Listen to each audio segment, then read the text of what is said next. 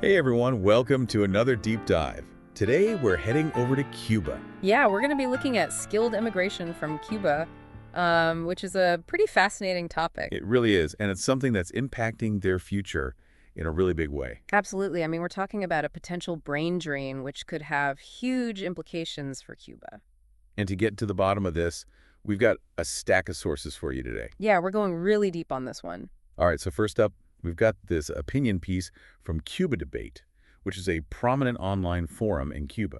It's where Cubans go to debate important issues, and this particular piece sparked some pretty intense debate in the comments. Oh yeah, we're going to get to those comments a little later. They're really interesting. Definitely. And then we're also going to be looking at an academic research article from Novedades en Población, which means population news. So a little bit heavier on the academic side. Yeah, this one's going to give us more of a sociological perspective, especially when it comes to families. Oh, interesting. And how immigration impacts families. Exactly. Okay, now lastly, we're going to be jumping into an article from Cubaman Rex.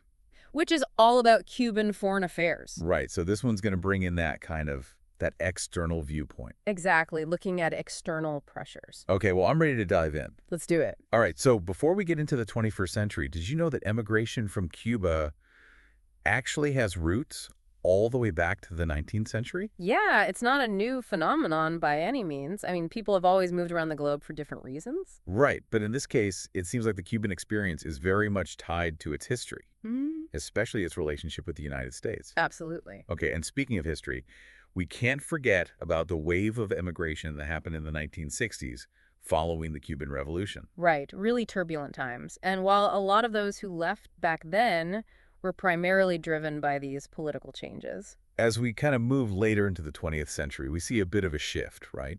Economic factors become a much more prominent motivator. Which brings us to today, where you've got this wave of emigration, especially among young professionals, and it's a major concern. Yeah, you're losing your doctors, your engineers, your entrepreneurs, like the people with the skills to build a future.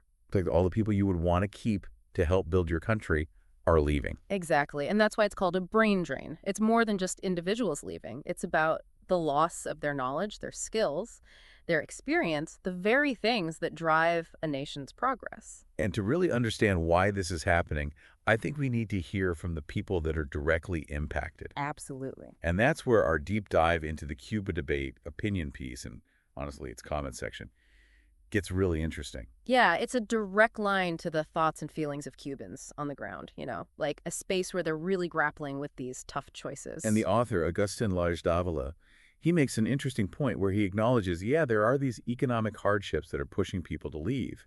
But then he emphasizes the need for internal solutions. It's like a call to action, Cuba needs to make staying and contributing more appealing, especially for skilled professionals. Yeah, so what does that even look like in practice? Well, Lage Davila points to the potential of science and technology. Like, he envisions this Cuba where those fields are way more intertwined with the economy, creating these opportunities for innovation, like a brighter future, essentially. Okay, so a bold vision for sure, but is that going to be enough to kind of counter the very real challenges that people are facing right now? Right. And that's where I think the comment section from this piece is super valuable because it's raw, it's emotional, and it gives us a glimpse into the dilemmas that are playing out in people's lives. Absolutely. These aren't just abstract concepts. We're talking about real people grappling with incredibly difficult decisions. Exactly. And you see this recurring theme of frustration with the economic realities.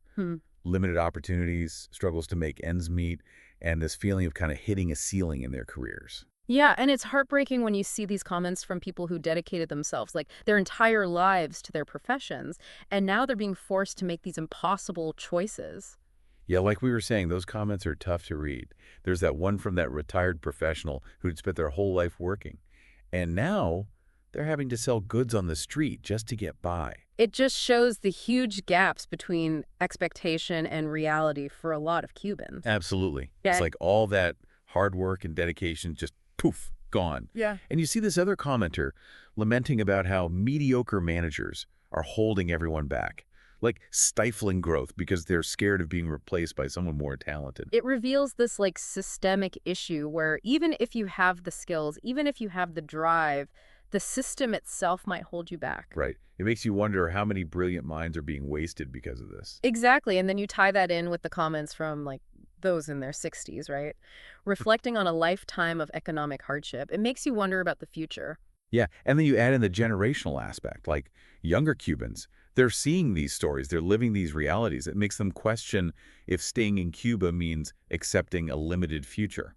And that's where I think our next source, this research article from Novedades en Población, is so helpful. It goes beyond just these individual stories, and it takes us into the heart of Cuban families. Okay, and this article introduces this concept of transnational families. Yeah. So are we talking about families that are split across borders because of immigration? Exactly. But it's not just about physical distance. It's the emotional and social ties that bind them. Imagine the anxiety of having your children thousands of miles away pursuing a better life. The constant worry, maybe even guilt.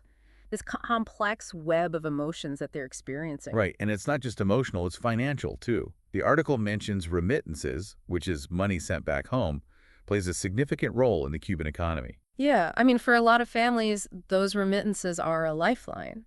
But it also highlights the economic disparities that are at play, and it creates this really complicated dynamic for those who leave. They're chasing opportunities, but they're also carrying the weight of their families on their shoulders. It's a heavy burden. Like, how do you choose between your own aspirations and your family? No wonder it's such a difficult decision for young Cubans.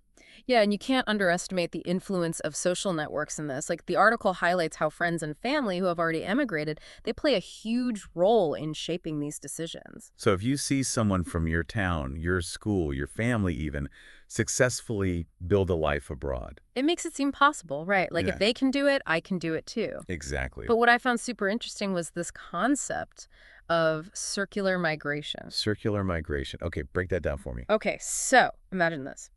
Someone leaves Cuba for a few years, maybe to work abroad, send remittances back home, and then at some point, they return to Cuba.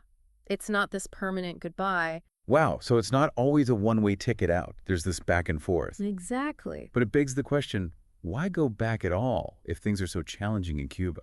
It's a good question. It shows those deep ties that Cubans have to their homeland, but it also speaks to this need for internal solutions.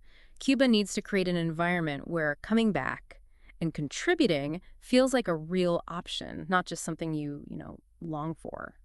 So how does Cuba actually do that? How do they bridge this gap between wanting to stay and needing to leave? Well, the article suggests this kind of multi-pronged approach, focusing on creating more opportunities for young professionals within Cuba, fostering this environment of innovation and entrepreneurship and addressing the things that hinder their professional growth. Give them a reason to stay. Exactly. To feel valued, have their skills be utilized, believe in the future of their country. But even with all of that, there's one more layer I think we need to unpack here. It's time to address the elephant in the room. The U.S. embargo. Yeah. It really is impossible to have this conversation and not acknowledge the impact that it's had and continues to have. It's a huge factor, and that's what's laid bare in this article from Cuban Minrex. Like, they're very clearly saying the embargo is contributing to this whole issue of skilled emigration. It's like, how do you rebuild when you've got one hand tied behind your back? Right. You've got limited resources. You've got this restricted access to technology, a lack of international collaboration. It's like they're trying to rebuild their economy, but there are all these roadblocks in the way. And the article argues that's exactly what leads to this brain drain. These talented individuals, they're forced to look elsewhere because the opportunities simply aren't there in Cuba. So it's not just even about the economic limitations, right? It's got to be this psychological thing too, feeling like you're being held back. Absolutely. Like you're being denied the chance to even compete on a level playing field. It's demoralizing. And when you combine that with the economic hardships that we were talking about earlier, those personal stories, it makes sense why leaving starts to feel like, well, the only option. It's a vicious cycle. It really is. Yeah. So where does this leave us? We've covered a ton of ground here. Historical context, we've got these really poignant personal stories, family dynamics, economic realities, external pressures. It's very clear that skilled emigration from Cuba, it's not a simple issue. There's no easy answers here. It's a whole tapestry of individual dreams, family ties, anxieties about the economy, and this, like you said, this long shadow of history. And at the heart of it all, It's real people making really, really tough choices. It really makes you think, what would it take to create an environment where these young professionals, they felt empowered to stay and contribute and build a future? That's the question, isn't it? And it's a question that goes beyond like policy and the economy. It's about hope. It's about opportunity. It's about creating a system that recognizes its most valuable resource. And on that note, that feels like a good place to wrap up this deep dive. As always, thank you so much for joining us. Until next time, keep those brains engaged.